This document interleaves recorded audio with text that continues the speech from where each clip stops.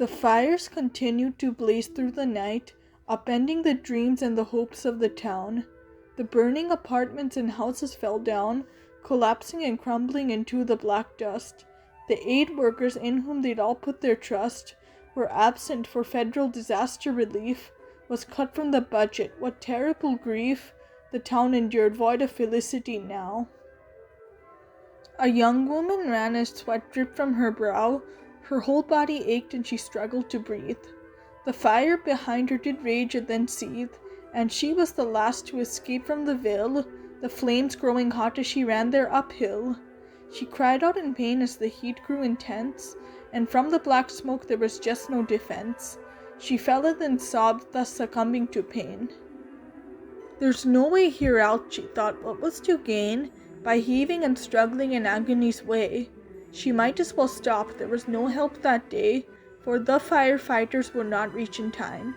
She hoped her own family had managed to climb their way out the fire. She hoped they were free, now even though she'd lost her will to now flee. She closed her eyes and then she lay on the ground.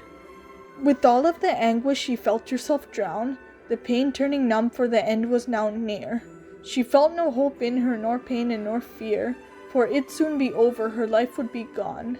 And though she would not live to see the next dawn, she hoped for a better tomorrow for all survivors who left as their houses did fall.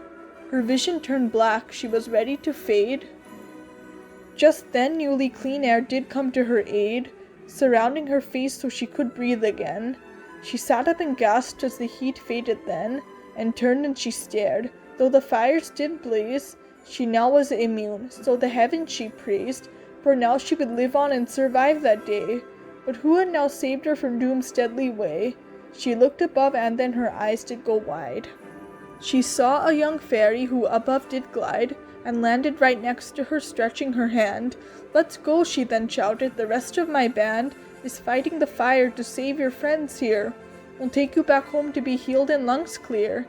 The young woman gasped as the fairy did rise, and carried her up into the burning skies. She cried out in shock as above she was drawn. "I don't understand," she cried. "What's going on? Who are you and how do you fly over here?"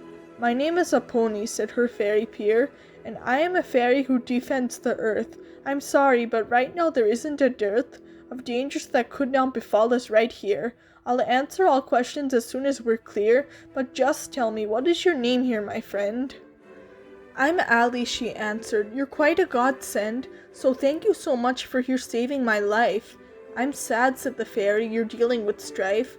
It makes me upset to see all of this pain. But no need to thank me. My whole life I've trained to do this great work, so you'll soon see my base, and all will be clear once we get to the place. So hang on here tight and I'll get you right there." They burst above clouds, and now Allie did stare at blue skies above her, so fresh and so clean. Her jaw dropped, for forward there was quite a scene. A bright rainbow castle there, posed on the clouds. There were other fairies there, standing there proud, so colorful, bright, and so brilliant to see. Now Allie felt tears from her eyes now fall free. The sight was so beautiful, perfect, and sweet. As Aponi landed, the fairies did greet her cheerfully. "She's back," they cried in relief. They hugged her as Allie stared in disbelief. "So Allie," Aponi said, "let's get you healed. You've been through a lot in that burning hot field. We'll go to the sick bay and talk to the chief. She'll want to now meet you and with us debrief." They walked to the castle and then Allie spoke. "Please tell me," she said, "who are all of these folk? What is this place? Is it your home where you live?" "This place," she said, "is where we learn how to give our help to all humans who really need care. Catori Academy stands here quite fair, the place where us fairies are trained in our skills, defenders of nature from ocean to hills. We fight all the climate disasters and deaths.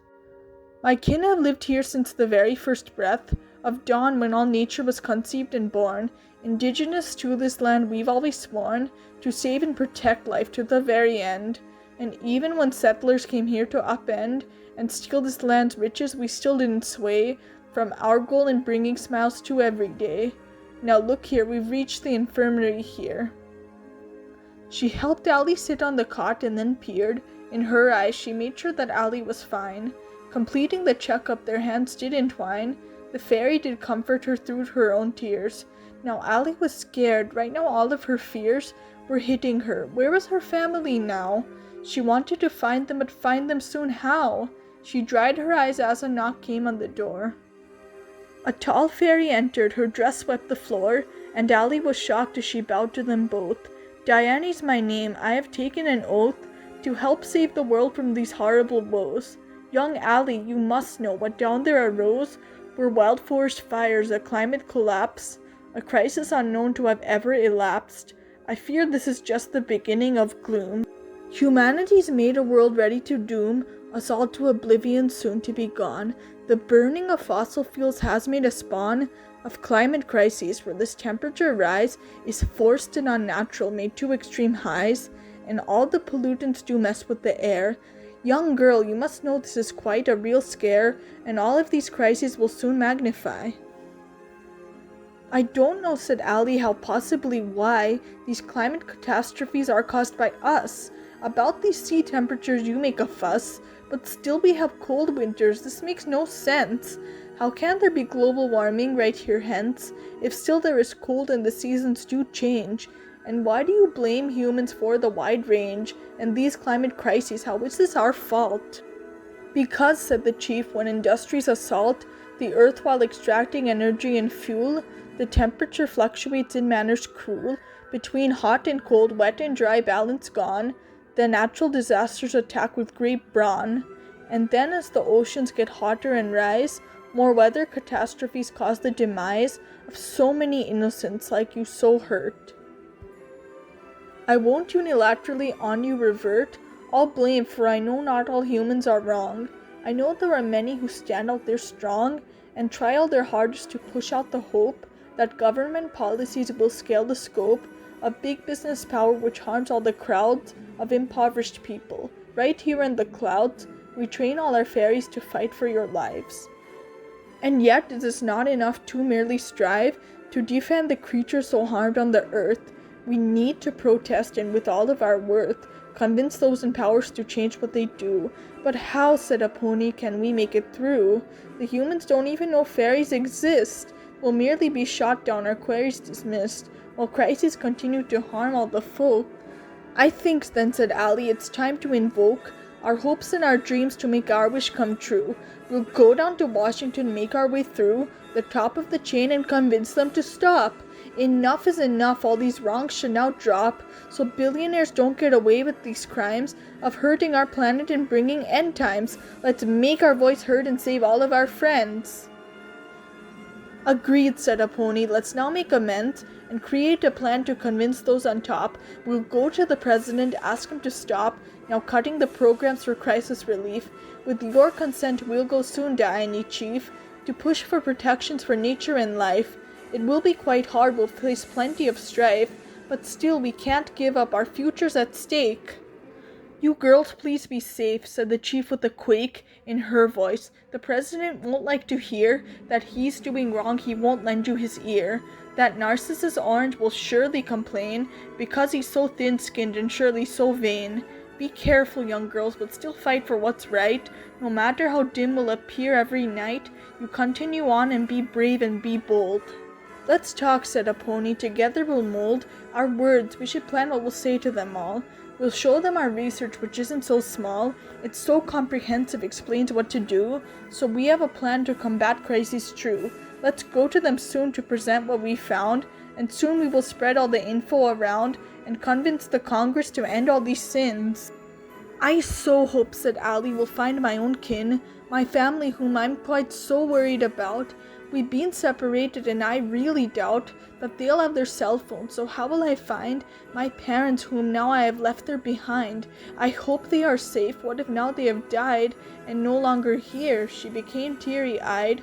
Aponi then hugged her as they then sat down. Don't worry, she said, we'll still search around. We'll go to the capital, and while we're there, we'll find both your parents. Now this I do swear. I'll make sure you're safe and united with them. Because I'm a fairy, I'll stop this mayhem and help you, dear Allie, and save you from this. We'll talk to that orange and we will not miss this dream of ours. We'll make this world surely free. I hope so, said Allie, 'cause she did agree. She wanted to help and protect all nature. Though she didn't know what the legislature would say to them, she still did want to convince them all to now listen her words she not mince. For right now she just wouldn't let them dismiss these woes, for real people affected by this deserve to have hope for the future ahead.